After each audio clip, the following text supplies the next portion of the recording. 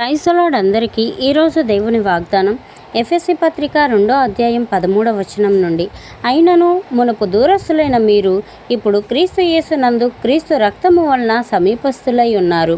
ఈ వాక్యం మనకు ఏం తెలియజేస్తుందంటే, పాపం వల్ల మనం దేవునికి దూరం అయ్యాం, కానీ యేసుక్రీస్తు శిలువపై తన పవిత్ర రక్తాన్ని చిందించి మన పాపాలకు మూల్యం చెల్లించాడు. ఆయన ద్వారా దేవుడు మనల్ని తిరిగి తన దగ్గరకు చేర్చుకున్నాడండి. మన గతం ఎలా ఉన్నా యేసును నమ్మిన ప్రతి ఒక్కరికి దేవుని ప్రేమ, క్షమాపణ మరియు ఆయన సన్నిధిలో ఉండే భాగ్యం అయితే లభిస్తుందండి. సిలువలో యేసుక్రీస్తు వారు మన పాపాల కొరకు చిందించిన పవిత్రమైన రక్తమే మనల్ని దేవునికి దగ్గరగా చేస్తుందండి. చిన్న ప్రార్థన.